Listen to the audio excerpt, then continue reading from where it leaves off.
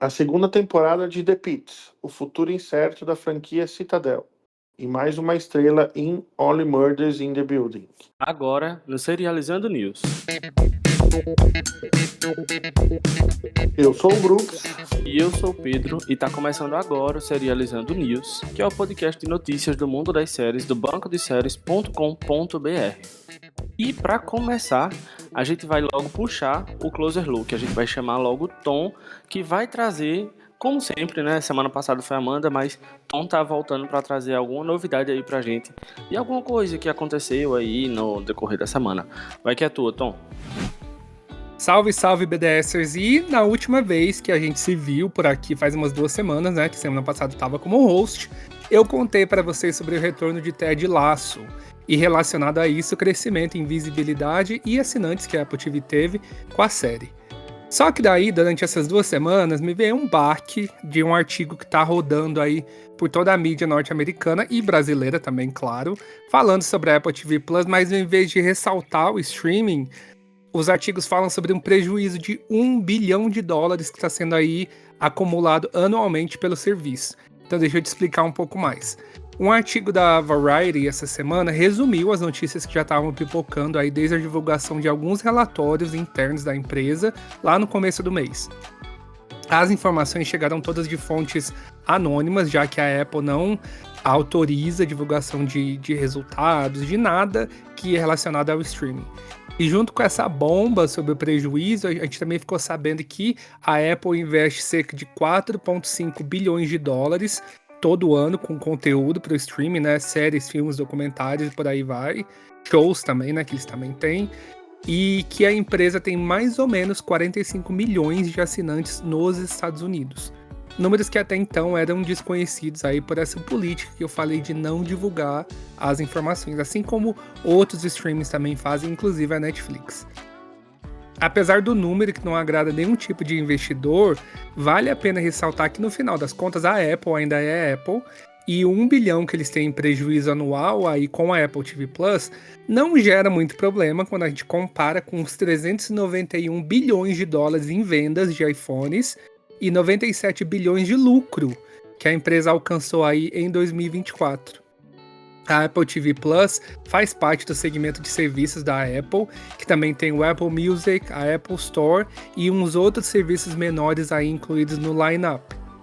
O faturamento total do segmento alcançou cerca de $26 bilhões aí no ano passado, o que indica que os altos investimentos em conteúdo audiovisual para a Apple TV Plus talvez explicariam, pelo menos em parte, as perdas que o serviço da Apple TV Plus tem passado, né? Ou que a Apple não se incomoda de gastar dinheiro de outros produtos para investir numa grade bacana para a Apple TV Plus.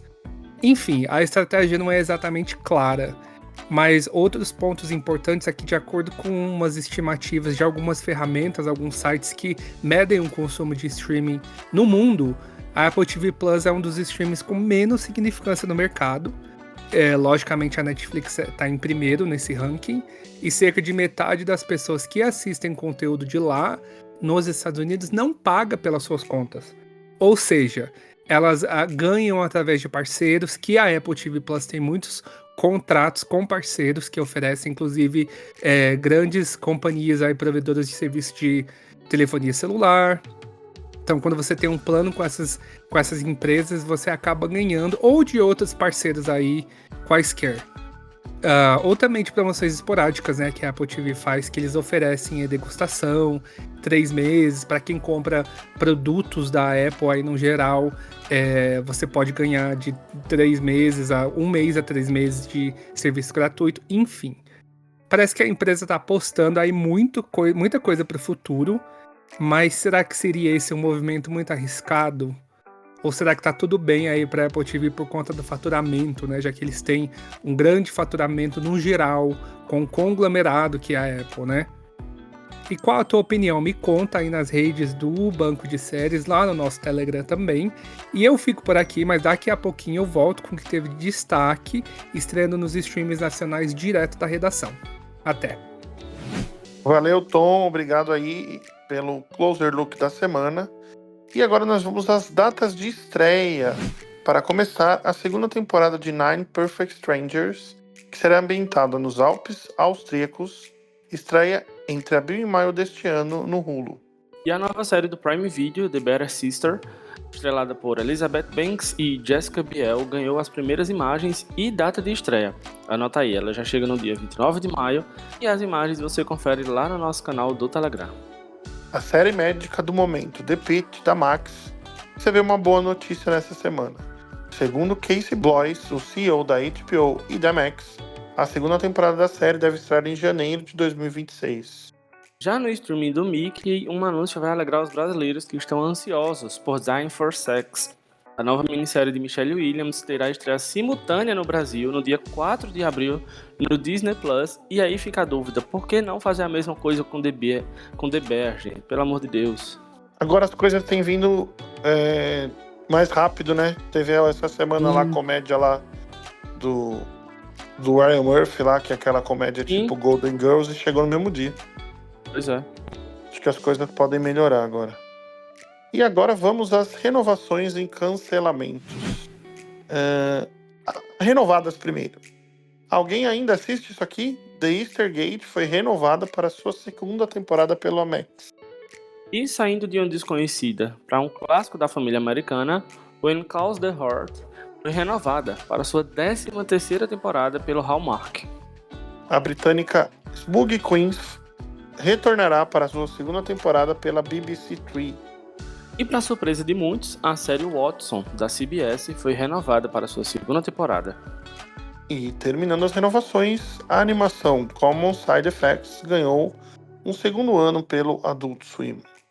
E para a alegria de todo mundo, essa semana nós não temos anúncios de séries canceladas, porque não teve nenhum cancelamento durante essa semana.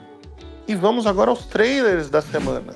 A gente começa com produções britânicas. A BBC divulgou o trailer da sua nova série, Reunion, um thriller emocionante de vingança e redenção que acompanha a jornada de Daniel Brennan, um homem surdo determinado a confrontar a verdade por trás dos eventos que levaram à sua prisão. Estreia dia 7 de abril. Enquanto isso, a Paramount Plus divulgou o trailer da segunda temporada de The Ex-Wife, que retorna no dia 10 de abril no Paramount Plus britânico. E a maravilhosa série Doctor Who ganhou mais um trailer para sua segunda temporada. Estreia 12 de abril na BBC One e no Disney Plus. E saindo de um ícone para outro, eu tenho a honra de falar, inclusive eu sei que Bruno gosta e muito. Essa semana nós tivemos o trailer da segunda e última temporada de Andor, a série do universo de Star Wars que já retorna no dia 22 de abril lá no Disney Plus e que eu estou ansiosíssimo. E o Prime Video divulgou o teaser de Overcompensating, que parava difícil, sua nova comédia criada e estrelada por Benito Sinkner. Ambientada em uma faculdade, a série acompanha a jornada selvagem e caótica de Benny Sinkner, um ex-jogador de futebol americano que ainda está no armário. Ele se torna amigo de Carmen, uma forasteira em uma missão para se encaixar a todo custo. Estreia dia 15 de maio na Prime. E essa daqui foi extremamente rápida. Boston Blue, o novo spin-off de Blue Bloods, ganhou a primeira promo e previsão de estreia. A nova série mostra Danny Regan assumindo uma nova posição na polícia de Boston. Lá ele fará parceria com a detetive Lena Peters, a filha mais velha de uma importante família de policiais. Estreia já entre setembro e novembro na CBS. Criatividade, né? Passou longe. Sim. Falando na falta de criatividade, mas temos ADMs felizes.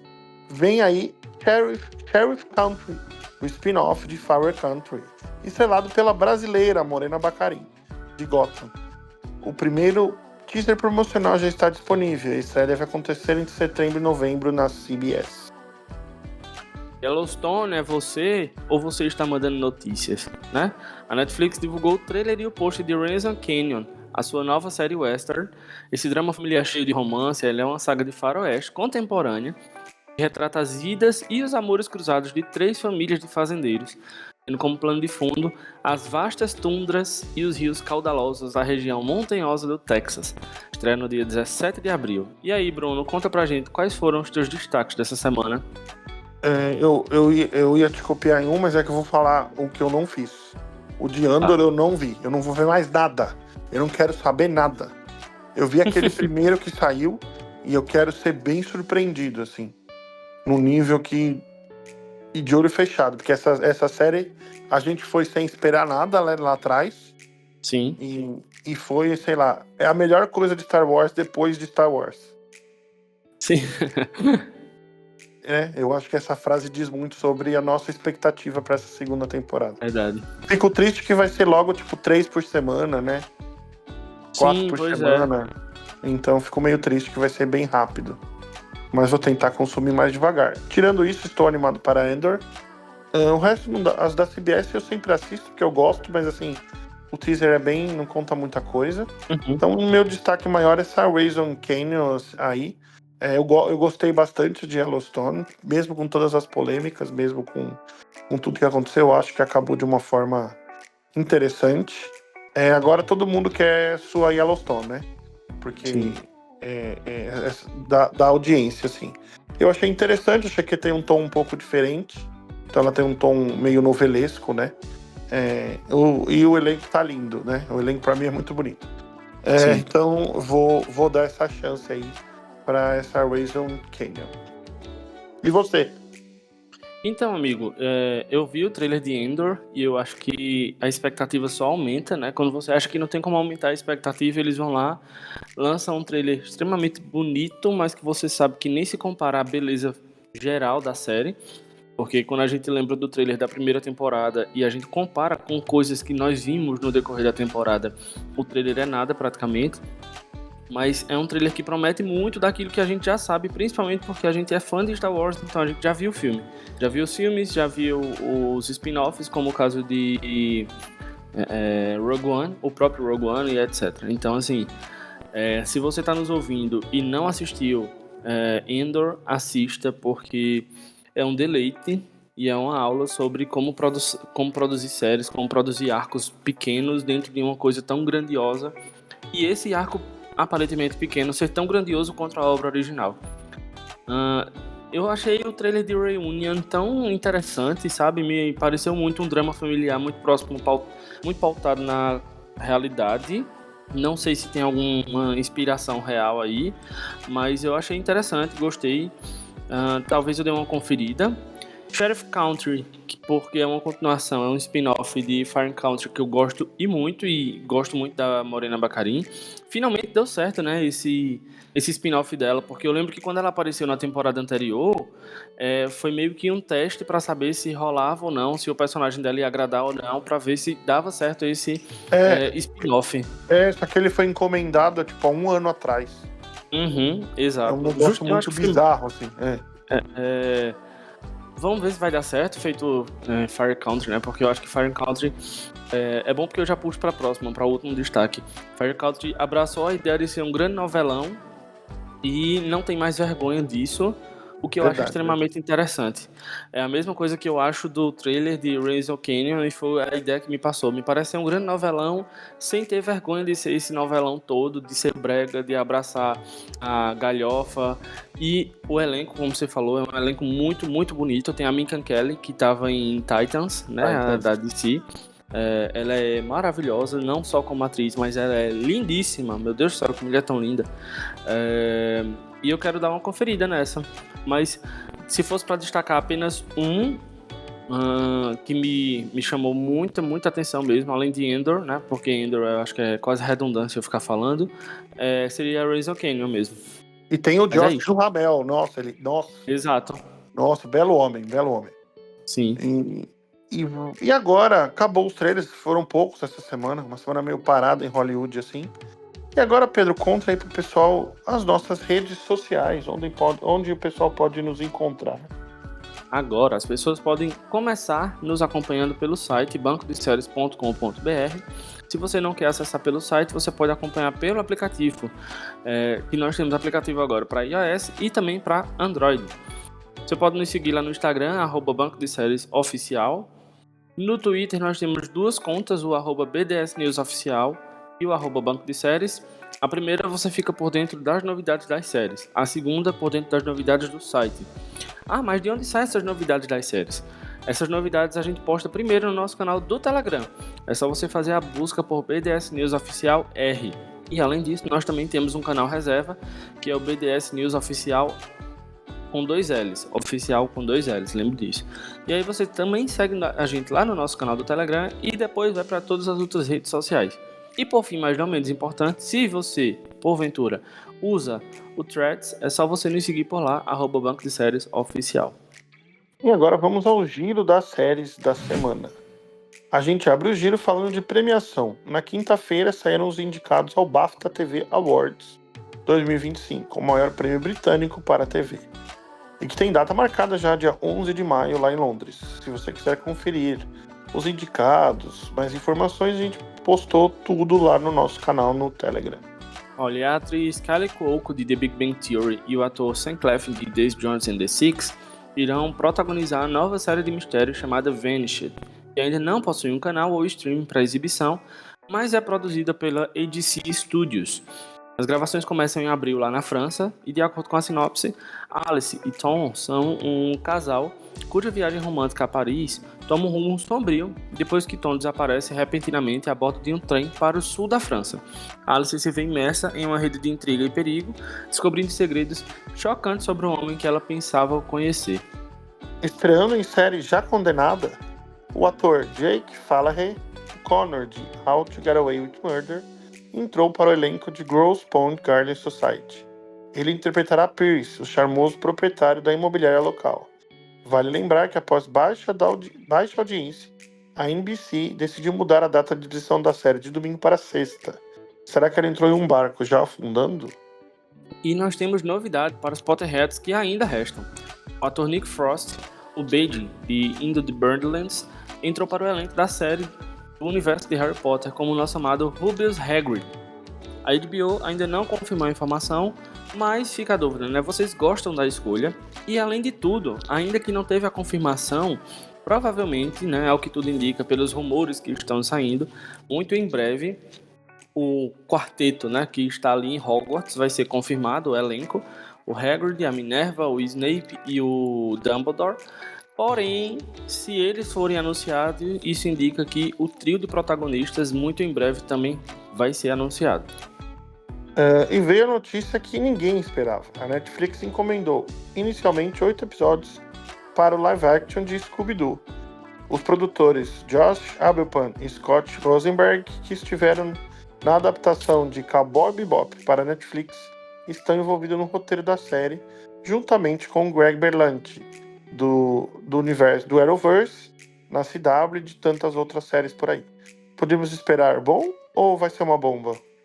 E por falar em algo inesperado, a atriz Renée Zellweger, a nossa eterna Bridget Jones, entrou para o elenco da 5ª temporada de Only Murders in the Building. E aí fica a certeza de que a cada temporada entra um elenco ainda mais primoroso, mais estelar nessa série, ou seja, tá dando muito dinheiro e a gente continua dando dinheiro, né? Porque a gente continua assistindo. E Abby Russell, a Fiona de Shameless, vai estrelar a nova série do Hulu, criada por Liz Meriwether, de New Girl. Intitulada Black Widow, a produção é vagamente inspirada no filme homônimo de 1987. A história segue uma agente do FBI que usa os segredos do passado de uma assassina em série para tentar capturá-la. E a atriz Mae Whitman, de Good Girls, vai estrelar The 12 Days of Christmas, uma minissérie natalina do Hallmark. Nessa história, acompanhamos Kate, uma designer de padrões têxteis, que cuida do pai em recuperação de um acidente. Sua amiga a inscreveu secretamente em um programa de encontros natalinos, onde ela acaba conhecendo alguém especial. A chegada inesperada de sua mãe aventureira complica as festas, enquanto seu pai pode estar iniciando um novo romance. Durante os 12 encontros, Kate embarca em uma jornada de autodescoberta e amor. Segura esse elenco, pessoal. Jessica Chastain, de Interstellar, e Adam Drive, de Star Wars, vão estrelar The Dealer, a nova série da Apple TV+. Descrita em uma análise sobre poder, classe, sedução e cultura, a série é inspirada no ambiente brilhante do mercado de arte, contada pelos olhos de um aspirante a galerista, um relacionamento complicado com sua artista mais talentosa e enervante. E falando em elenco, esse aqui não para de crescer. A atriz Jasmine Cepha-Jones, de Blind Spotting, também foi confirmada no elenco da série Lanterns, da DC e HBO. A produção segue o novo recruta Jon Stewart e a lenda dos Lanternas Hal Jordan, dois policiais intergalácticos atraídos para um mistério sombrio baseado na Terra enquanto investigam um assassinato no coração americano. Será que deram um passo maior que a própria perna? Segundo The Hollywood Reporter, o futuro da franquia Citadel é incerto no Prime Video. Programada para o outono americano, a estreia da segunda temporada de Citadel foi adiada para a primavera de 2026 pela Amazon MGM Studios. Enquanto isso, a produção de todos os spin-offs foi pausada, pelo menos até o lançamento da nova temporada da série principal, se não indefinidamente. O Prime fez grandes investimentos nessa franquia global de espionagem, mas a série principal foi bastante criticada e seus 2 spin-offs não fizeram muito barulho. Rolar no nosso canal do Telegram para nos dizer se Citadel tem futuro ou não. Não tem. Próximo. Eu também acho que não. Mas voltando, né? E passando para uma produção de sucesso, dessa vez, né, a gente vai falar de coisa de sucesso. A Netflix está pegando pesado na divulgação da última temporada de You. Saiu mais um pôster da quinta temporada da série, que retorna no dia 24 de abril no streaming. E para ficar por dentro de tudo sobre Joey Goldberg e seus assassinatos, fique de olho no nosso canal. Para os fãs de Yellowstone, a notícia é que a franquia não para de crescer. Um novo spin-off focado no Casey Dutton está em desenvolvimento pela CBS. Segundo o TV Line, o potencial série será um procedural. Terá o retorno do Luca Grimes como Casey. E chegou a hora da despedida. O terceiro e último filme derivado de Downton Abbey ganhou o pôster e título oficial chamado Downton Abbey The Grand Finale, muito criativo. Estreia no dia 12 de setembro lá nos cinemas. E para fechar o giro de notícias, a gente fecha com um combo de boas notícias, tá? Começaram as gravações da 4ª temporada de Industry da HBO e também a 2ª temporada de Paradise da Hulu. E aí, quem tá ansioso? Amo. E agora, vamos ao direto da redação do Serializando News. Chegou a hora do Tom falar sobre as produções que estrearam ao longo da semana aqui nos streamings pelo Brasil. É com você, Tom. E como prometido, eu tô de volta e essas são as novidades que chegaram nos streams do Brasil do dia 24 até o dia 30 de março. Começando pela Netflix e aí acrescentando ao time de realities do streaming que não para de crescer, a gente teve essa semana a estreia de $1 Million Secret. Simplificando a ideia do programa, a competição tem um bilionário como parte do elenco e cabe aos participantes descobrirem quem é o ricaço ou a ricaça. E a esse milionário, cabe a manter o anonimato para enganar todo mundo. Os 3 primeiros episódios já estão disponíveis. Falando agora sobre o Prime Video, essa semana a 3ª temporada de Reacher está chegando ao fim, após 8 episódios. E Bosch Legacy está chegando no streaming aí, começando a sua 3ª e última temporada. E dessa temporada já temos lá 3 episódios disponíveis. Falando agora do Paramount Plus, e teve a estreia aí de uma série que estava até falada, foi bem divulgada, que é Mobland. O projeto é descrito como uma nova eletrizante série criminal centrada em 2 famílias em uma guerra em Londres, cujos empreendimentos se estendem por todos os cantos do globo e no ferozmente leal homem encarregado de proteger um deles a todo custo. No elenco a gente tem o Tom Hardy, o Pierce Brosnan e a Helen Mirren, que também está no ar aí em 1923. Falando da Apple TV Plus, essa semana, apesar do final de temporada de Mythic Quest, a Apple já vem com um spin-off aí no mesmo universo da série, chamado Side Quest. A série tem apenas 4 episódios na sua temporada aí inaugural, imagino que seja um teste, e já estão todos disponíveis os 4 lá para você maratonar. Também no streaming da Maçãzinha teve a estreia de The Studio, que é uma comédia criada, escrita e atuada pelo ator Seth Rogen, que zomba aí dos bastidores da indústria bilionária dos cinemas de Hollywood, né? Aí os estúdios que promovem os grandes filmes que a gente vê. Falando agora sobre o top do BDS, essa semana a gente teve Daredevil Born Again, que ficou em 3º lugar como o mais marcado pelos usuários. Em segundo a gente teve o BBB 25. E em primeiríssimo, Beleza Fatal da Max, que terminou na semana passada, mas que ainda está aí liderando o nosso pódio. Então é isso que eu tenho por hoje, uma ótima semana para todo mundo e até. Tchau, tchau. Obrigado, Tom. Obrigado por trazer as curiosidades pra gente acerca do que chegou no nosso streaming aqui nacional, né? Mas agora chegou a nossa hora. Chegou a hora da gente fazer o destaque da semana e contar para os nossos ouvintes o que foi que a gente assistiu e gostou ou também, né, o que a gente não gostou. E aí, Bruno, conta pra gente o que foi que tu gostou ou não gostou. Não tô vendo nada que eu não gosto. Sem tempo, irmão. Sem tempo, irmão. Não tô com tempo. Eu durmo assistindo as coisas, eu não tô com tempo. Essa semana eu não assisti tanta coisa assim. O que eu gostei bastante foi da finale da terceira temporada de Witcher. Acho que a série não perdeu... Muita gente não gostou da segunda, né? Mas eu tinha gostado. Ela não perdeu o fio da meada. Foi uma temporada diferente. Mas pra mim se provou que lançamento semanal é interessante pra essa série. Então foi muito bom o episódio. Pra quem gosta de ação, é bem parecida com Missão Impossível, assim, as cenas de corte, de ação, de luta. E ela ainda tem um mistério, um caso a resolver. E puxando sardinha para mim, que eu sei que está na sua lista, The Studio. Eu escrevi lá vi, né, o episódio em primeira mão, o BDS recebeu os episódios e eu fiz a crítica dos 2 primeiros. Me surpreendi bastante com a série. Não estava esperando muita coisa não, confesso, pelo trailer. E o Seth Rogen entregou algo que acho que ele sempre quis fazer. Assim. Gostei bastante de tudo como é feito, da parte visual, da metalinguagem do texto, das atuações. E os 2 primeiros episódios, um é bem diferente do outro em questão de dinâmica, de roteiro, de desenvolvimento da trama. Então é uma série que eu acho que ela vai... Futuramente ela pode estourar essa bolha da Apple TV, assim como Ted Lasso e Ruptura, né? Então já vi bastante gente comentando fora da bolha, assim, nossa, The Studio, pra quem gosta de cinema ou de Hollywood, vai entender ali a metalinguagem, a crise que a indústria vive. Então foram os 2, quem quiser ler, o meu texto tá lá no BDS, no site. Mas mesmo assim eu gostei da série, não foi uma série que deu vontade de escrever o texto. Às vezes você vê uma série que você vai escrever e aí ela é horrível, como o Pedro logo vai falar já.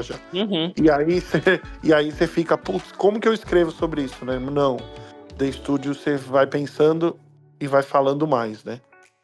E foram essas 2 coisas que eu vou deixar pra você, mas The Pitt também fez um episódio assim que a TV is reeling, sabe? A TV tá voltando a se curar do todo mal. Sim. Então, The Pitt é tudo que é uma série de cara de TV aberta. Inclusive, o Casey Boyle falou que pretende que The Pitt seja a nova Grey's Anatomy de duração. Então, não vai acabar na terceira temporada, que nem séries de streaming acabam. Ele pretende que dure mais do que 3, 4 temporadas. Amo, que bom. E que seja anual, né? Sim, com certeza. E agora fale os seus aí. Então, vou começar com The Studio também. Eu acho que eu já esperava muito, eu já queria muito ver The Studio desde que começou a sair as primeiras promos, as primeiras informações. Não dá nem pra dizer que teve muito marketing, porque a Apple TV e marketing são 2 coisas que parece que não andam juntas. Mas desde que começou a sair as primeiras notícias sobre... Eu gosto muito de Seth Rogen, e acho ele muito bom no que ele faz. Não em tudo, óbvio, mas a ideia de The Studio, a ideia do que ele tá propondo aqui é muito boa. E como o Bruno falou, você percebe que ele tá fazendo algo que ele sempre quis fazer. O segundo episódio, pra mim, ainda é melhor do que o primeiro, porque sai daquela questão política e até mais polida, e joga a gente dentro do set mesmo, dentro do estúdio, pra ver a politicagem que existe também, mas ao mesmo tempo de uma forma muito mais livre para mostrar aquilo que ele tá querendo mostrar. Então, se você ainda não assistiu The Studio, dê uma conferida no trailer, no texto de Bruno, e depois você com certeza vai querer dar uma conferida na série. Tá muito bom, tanto o texto quanto a série. Dê uma conferida lá. Queria indicar também Daredevil, que essa semana saíram 2 episódios, 2 de uma vez só. Um que parece uma coisa meio filler, mas você entende muito claramente que a Marvel não vai simplesmente jogar um filler assim. Então, se você assistir, você vai entender o que eu vou dizer agora. Pode se preparar que muito em breve talvez venha uma participação especial dessa primeira temporada ainda, tá? eu acho. Estou apostando. Mas enfim, Daredevil pra mim continua crescendo como uma grande série de advocacia, uma grande série de direito, de uma grande série jurídica, né? E que agora sim, de fato, no último episódio a gente viu o nosso protagonista de volta em ação. E o contraponto que eles fazem, né, a mescla que eles fazem ali naquela cena final de luta, das duas lutas, é uma coisa assim muito sinestésica, mas ao mesmo tempo muito é um contraponto se correlacionando. E assim, genial, muito bom. The Pitt, que é mais uma dica preciosíssima.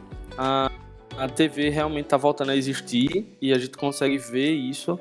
A partir de The Pitt, a gente consegue ver que a cura para todo o mal de maratona e de séries sem histórias que estão recriando mais do mesmo está existindo, e The Pitt está aí para provar isso.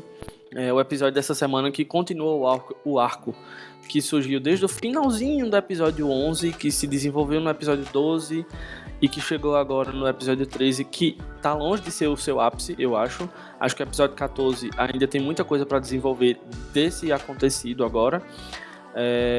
Eu acho que The Pitt mostra muito como é possível sim criar coisas não do zero, porque a gente percebe referências de outras coisas ali, mas consegue ser singular no processo criativo, no processo de construção narrativa, e é genial a forma como eles têm contado essa história daquele plantão, que deveria ser 12 horas e aparentemente serão 15, né?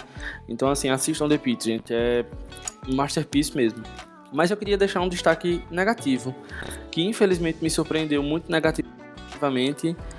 Eu vou até tirar a palavra surpreendeu, porque a gente já esperava que não fosse vir algo tão bom, a começar pela escolha do elenco, que escolheram elencos sulistas não, desculpa. Sudestinos, pode ser? Isso, sudestinos, perdão, obrigado, Bruno. Sudestinos para interpretar personagens nordestinos que fazem parte da história do nosso Nordeste aqui. Eu, como nordestino, posso falar isso. Maria e o Cangaço, eu já tive a oportunidade de assistir desde o mês passado, inclusive. Acho que desde o início de março, mais ou menos, que a gente conseguiu os episódios. Eu assisti, fiquei segurando o texto e as minhas opiniões, que não são das melhores, gente. Infelizmente, eu sei que é inspirado em um texto, e aí eu vi, inclusive, eu conheço pessoas que cederam objetos, que cederam casas lá em Cabaceiras, que é onde eles filmaram. Pessoas que tiveram contato com o elenco, com o diretor da série.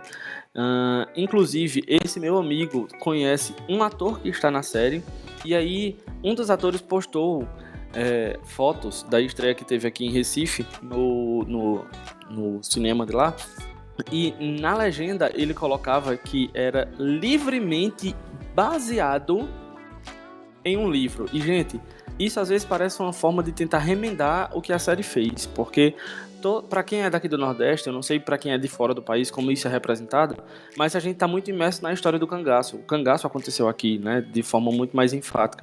Lampião e Maria Bonita não foram os primeiros cangaceiros, o primeiro bando de cangaceiro não surgiu a partir deles, mas eles foram resistência do cangaço quando o cangaço já estava acabando. Então talvez até por isso o nome dele seja tão famoso quando fala de cangaço. E aí ver a série a partir da perspectiva feminina, que eu acho que seria uma ideia fuderosa, muito massa. Só que sem desfazer a persona da Maria Bonita. E é o que acontece. Infelizmente a gente vê uma Maria Bonita chorona, misericordiosa, que pede para Virgulino, para o Lampião, não matar as pessoas, e que os episódios da série, cada um tenta mostrar uma face dela e termina que não soma como um quebra-cabeça num todo. E, enfim, tem muita coisinha que é longe da história, é longe do... Se você der um Google, você consegue encontrar, sabe? E hoje em dia a gente tem o ChatGPT, que tá aí para nos... As inteligências artificiais estão aí para nos ajudar. Você pode me contar a história do cangaço? É simples, ele conta toda a história baseado em sites verídicos, em história real, e aí não precisaria de toda essa fantasia que foi criada para a série, tá? Mas em contrapartida você consegue perceber, os cenários são geniais e eles corroboram muito com a história. Só que isso não sustenta uma série de 6 episódios, uma minissérie de 6 episódios, né? Então, assim, Assista, se você quiser, para você entender algumas coisas do cangaço. Mas não assista na perspectiva de eu agora vou conhecer a história do bando de Lampião e Maria Bonita. Não, você não vai conhecer. Infelizmente, você não vai conhecer. Tem outras tantas obras que você pode sim ter acesso ao conteúdo original, ao conteúdo verídico, e aí é muito melhor de você assistir. Mas, em contrapartida, assista porque é produção nacional e isso gera investimento para outras produções nacionais. Esses eram meus destaques positivos e o negativo. Não, eu lembro acho que foi na faculdade, que tem aquele filme que é muito famoso lá, Deus e o Diabo na Terra do Sol. Sensacional. Isso. Grande Glauber Rocha. E eu acho que então tem lugares melhores para vocês conhecerem os cangaceiros e todas essa cultura, né? Sim. Então é isso. Leiam. O texto do Pedro já saiu, né? Sim, já saiu. Leiam o meu texto de estúdio. O texto do Pedro também tá lá no BDS. E aí vocês leem e resolvem se vão assistir ou não, né? Porque opinião cada um tem a sua, né? Tudo é muito subjetivo no entretenimento. E agora vamos às estreias da semana. Hoje, dia 31, estreia o esperado remake de Vale Tudo, a nova novela das 21 horas da Rede Globo. Amanhã, terça-feira, Guerreiros do Sol faz a sua estreia no Globoplay. Na quinta, dia 3, Surreal Estate volta para sua segunda temporada no Sci-Fi. E no Prime Video, The Bondsman faz seu debut. Na Netflix, quem estreia é Devil May Cry. Na sexta-feira, dia 4, Dying for Sex chega ao FX e também chega com estreia simultânea pelo Disney+. E também dá as caras no streaming do Mickey, é a minissérie nacional Maria o Cangaço, que eu acabei de falar. E na Netflix, a série coreana Karma faz a sua estreia. E para encerrar, no domingo, dia 6, Lazarus, o novo anime do criador de Cowboy Bebop, chega no Adult Swim. E se você quiser saber mais novidades do que está chegando, do que é que está voltando, lá no site tem uma aba chamada Quando Volta /estreia, que está disponível lá no nosso menu, e aí você pode conferir todas as novidades que estão chegando por aí. O Serializando News é um podcast oficial do bancodeséries.com.br. A produção fica a cargo por Bruno Domingues, eu e Pedro Rubens. Nosso colaborador é o Tom Carvalho e a edição do áudio também fica por conta do Pedro. E você pode conferir esse e todos os outros episódios do podcast no YouTube, tanto da forma tradicional quanto para assinantes do Music, e também no Apple Podcasts, Amazon Music, Anchor e Spotify. Se você estiver nos ouvindo por lá, não deixe de classificar o nosso podcast com 5 estrelas, tá? E você sabia que pode marcar o Serializando News do Banco de Séries? É só digitar Serializando News na barra de pesquisa ou no site. Lá do site. Assim você sempre saberá onde parou. Eu sou o Brooks. E eu sou o Pedro, e a gente espera que você tenha gostado desse podcast e mais esse episódio. Assista muita série, dê muito play e aproveite também para descansar, gente. Aproveita esse tempinho que eu assisti série para relaxar um pouquinho e esquecer da realidade. Um cheiro para vocês, até a próxima. Até a próxima, pessoal. Tchau, tchau. Tchau.